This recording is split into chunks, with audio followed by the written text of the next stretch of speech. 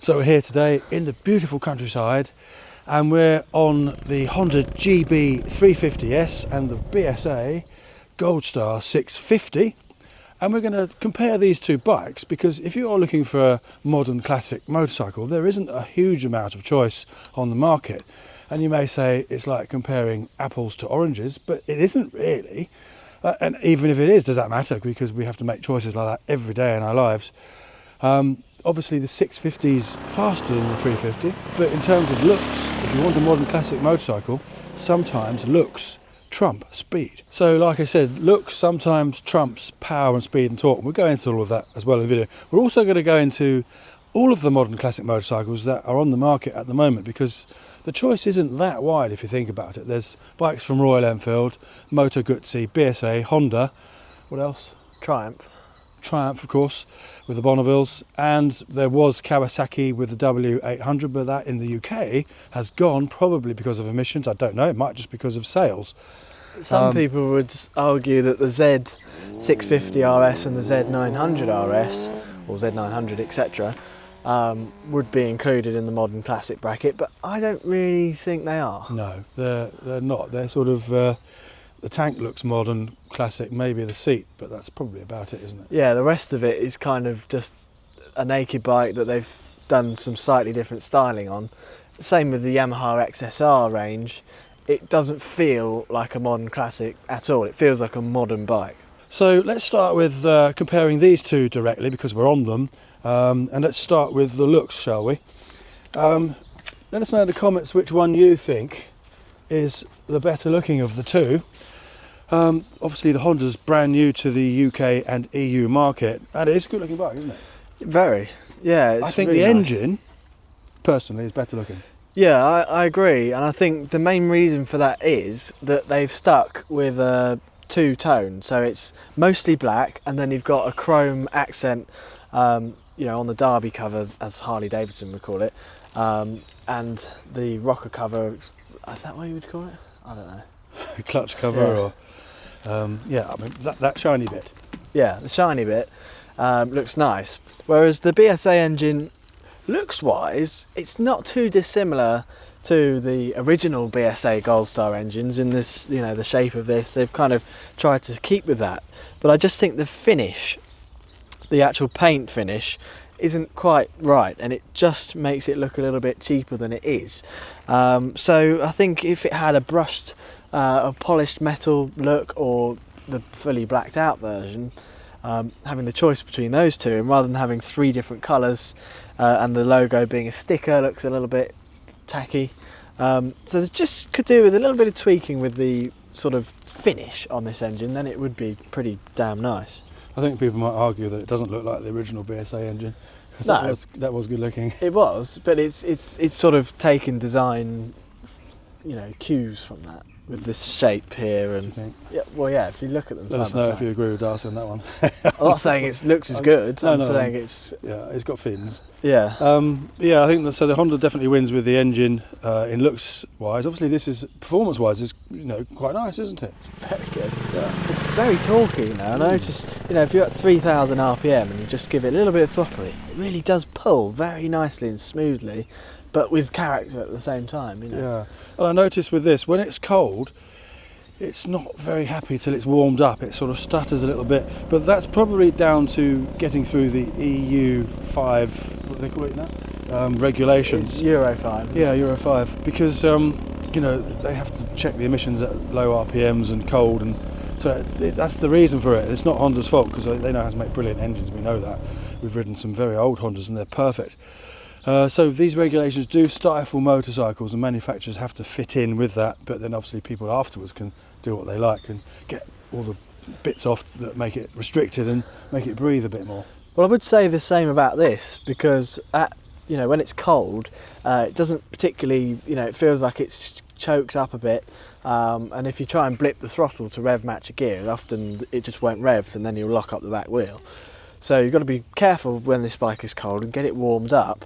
But I have ridden this bike with some straight through exhausts that are more breathable, and it's still the same when it's cold. So that didn't make a difference. Yeah, I remember it sounded stalled better. a few times, didn't it? Yeah. But then saying that, we've had some old bikes with carburetors, and they're pretty temperamental when they're cold, aren't they? Till the thing warms up. A lot more than this. Yes. But comparing to other modern new bikes, these do have an older feel to them, which is why we like them. When we're not riding the motorcycles, Darcy and I both wear Ann Sons clothes because they're super stylish, very practical and very cool.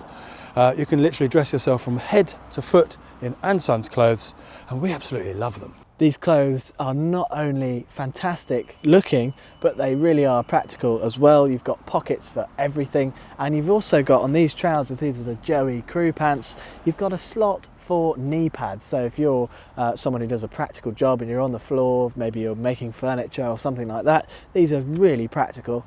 So if you want to check out Ann Sons clothing, please do click the link in the description. Now, in terms of the tank, I think the tank on the BSA looks nicer, doesn't it? More classic. Pretty nice colours, shiny bits, that's nice. The mudguards are better on this, they actually work.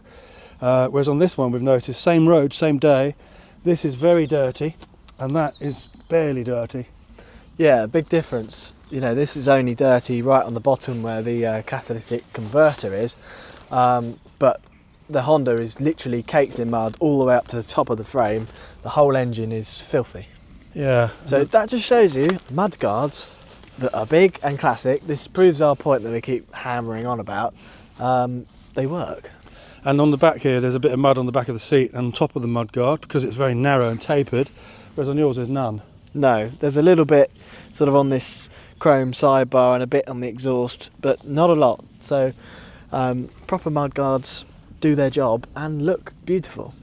But of course there is a classic version of this which we don't have in the UK yet, and hopefully we will. Hopefully. That will exactly solve that problem.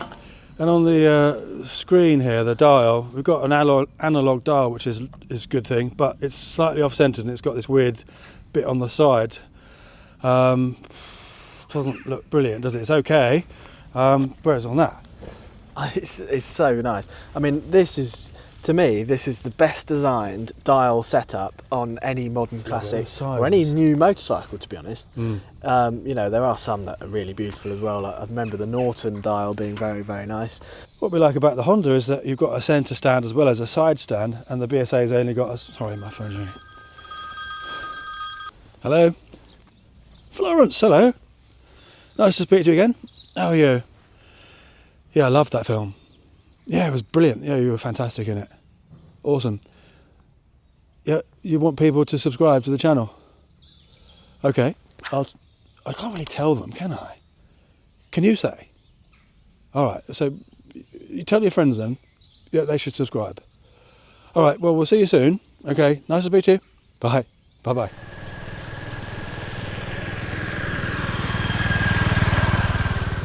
Another deciding factor though may be the price, because when it comes to these two bikes specifically, and this is another reason we're comparing them, they're not that far apart in terms of price now. The Honda GB350 is £3,900 and something pounds with all the charges included. And now the BSA is £4,995 plus on the road charges, which is about £200 or something like that. So it's only just over £1,000 more than the Honda. So then it becomes a little bit of a sort of toing and froing as to whether you want a 350 or you want to spend a little bit more money and get a 650. But then you could go down a rabbit hole, and then you could go, oh, but then if I spend a little bit more money, I could get an 850 Moto Guzzi. Or if I spent a little bit more money than that, I could get a 900 Triumph. Or if I spent a little bit more money than that, I could get a 1200 Triumph. And then you'll end up spending 12 grand. So that's something to consider, and there is something for everyone in these modern classic motorcycles, but the Honda really is a bargain, and I think so is the BSA now at this price. Both of these bikes have very similar geometry, so they handle in a very similar way, which is very nice. They haven't gone for very steep brakes on the forks, so you don't get that twitchy steering that a lot of manufacturers seem to like. We don't really. really. We've always preferred, like this is 27 degrees if you're getting technical. I don't know what that is, but it looks similar. That gives you a nice stable motorcycle without that horrible twitchy feeling like it wants to turn too much, like a scalded rabbit. Both seats are comfortable, but the BSA's got a bench seat which is flat, and that's much nicer in our world. And this has got a little scoop to it, but not so much so that you slide forwards like on some bikes, so it's okay, it's acceptable. It's a nice material, it's quite grippy, I like that. That's quite smooth and slippery, but then that's easier to clean.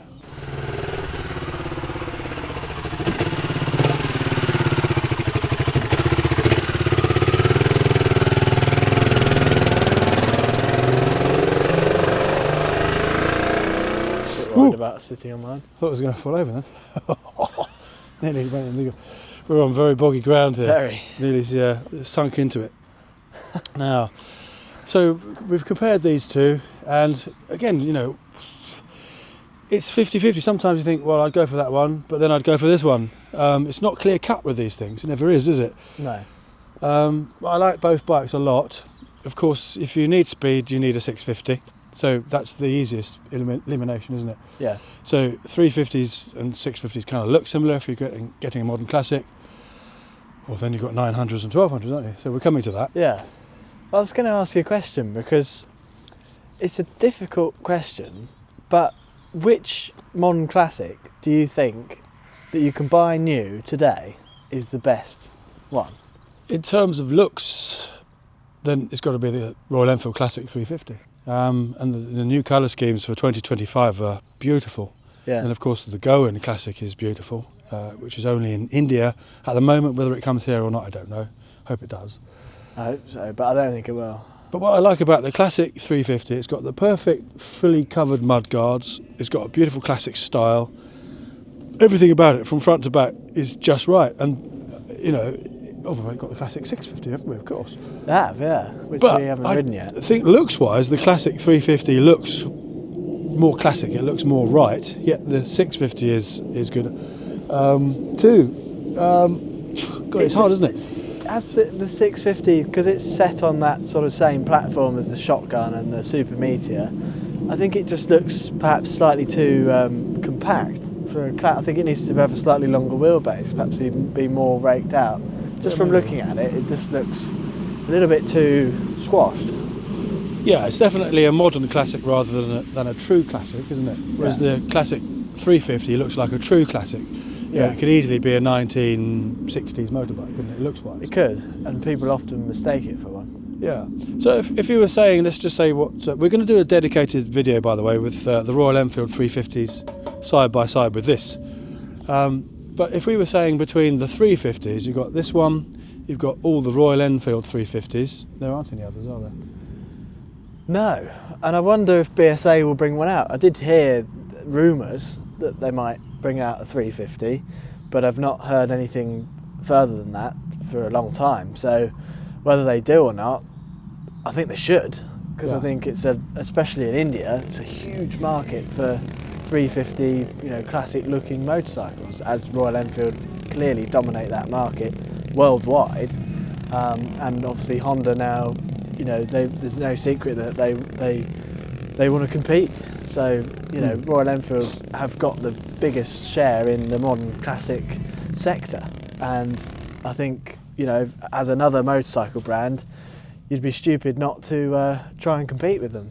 Yeah, all the Royal Enfield 350s are very good. Then you've got the Triumph 400s, haven't you? Yeah. But for me, I think I don't like that more revvy engine. It's not a grunty, low down, torquey engine. It's a very high revvy engine, which I don't like very much. I think it's a good bike for probably people who like the styling of a modern classic, but they want modern performance. Then that's a good bike. But in terms of the way the engine feels, you've lost that sort of chuggy, proper single cylinder feel that you get with the bike like this Honda and this. It doesn't feel like that. It feels like it could be a parallel twin from the way it feels. And then you've got those horrible gold anodised forks which make it too blingy looking. I don't like them. They're on everything, so it's not cool. But that could be changed. But you know, people don't change it, do they? They buy the bike as it is. So. Yeah, and it's a pain in the backside to change a pair of forks. Yeah. Isn't it? So you're going to like the 400 Triumphs if you like ragging it and you like riding at high RPM all the time. Going, if you like riding like that, you'll love it. If you want to go pop, pop, pop, pop, pop along like we do, then you've got to look at the Royal Enfields, the Hondas now. Obviously an the old Gorilla bike. 450. Oh, Gorilla, same engine though, isn't it? Well, it's the Himalayan. Same as the Himalayan. Yeah. Which is like the Triumph 400 engine, which is very revvy. They're very similar. Nothing down low. So No. if you like the Triumph, you should be looking at the Gorilla and the Himalayan, depending on the style you want. But in terms of engine, don't you think? Yeah. So they're in the same category, I'd say. Oh, yeah. Gorilla, Himalayan, Very much so. and Triumph 400s. Yeah. So that's those. For us, that's out now, isn't it? Yeah. So 650s, the BSA is wonderful. The engine's beautiful. It's very good at low speeds, isn't it? Yeah, very. It's got enough power. It really has for the normal roads, hasn't it? Yeah. Have you wanted more power today? No, never. No, exactly. So. It's plenty, you know, especially, this time of year as well. It's, mucky roads, wet. You certainly don't need more power than this. I mean, half the time I'm using half of its power. So it's plenty. It's it got really is. a nice low down, talky, grunty engine. Yeah. And then of course you've got the Royal Enfield Interceptor, Continental GT 650, and the what are they are? Super Meteor 650. Yeah. Lots now. Shotgun. Classic 650, Shotgun 650. Yeah. Loads, aren't there? There's loads. Yeah. Basically, they're all good. It's down to style, isn't it? Yeah, it's all down to Really style. down to style, because Yeah. any one of them is going to be a wonderful motorcycle to own.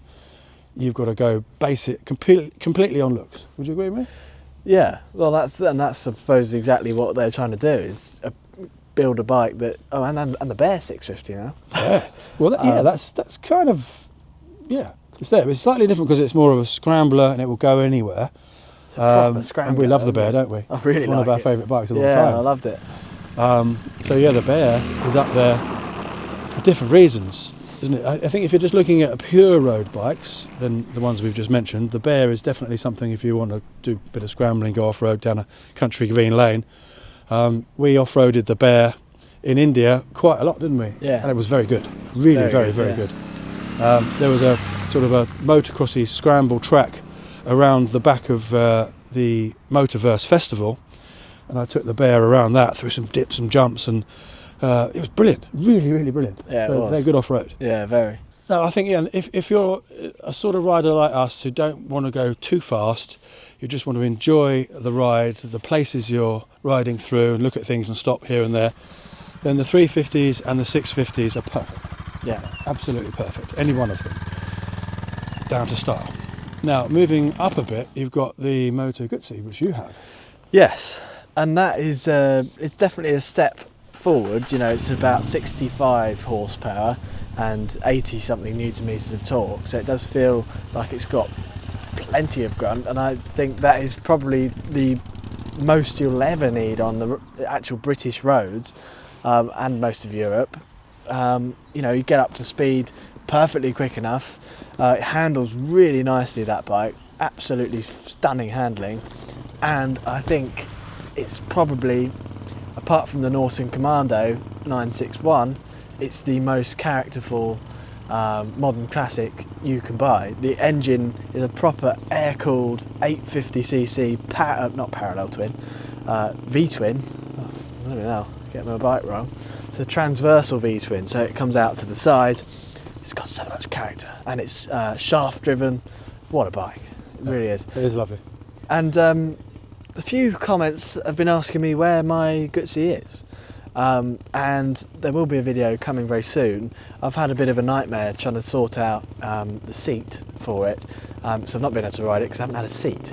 So you can't really ride a bike with no seat.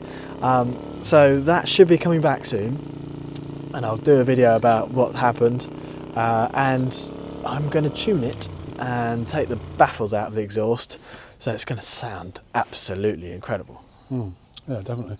And if you want a bike with character, then I would say the Guzzi probably is top of that ladder, isn't it? Yeah, totally. There's nothing that has more character in modern motor bicycle terms than the Moto Guzzi or the BMW R18. Would you call the BMW R18 modern classic? It is, but then it's probably more in the cruiser category because of how big it is. Yeah, but that's something to consider. It is a as well. modern classic. Especially second hand. They're cheap, aren't they? Oh yeah. Not good for me because I bought one new, but good for other people. You can get one for like 10 grand. Yeah, so thanks BMW for reducing the prices. Screwed me over there.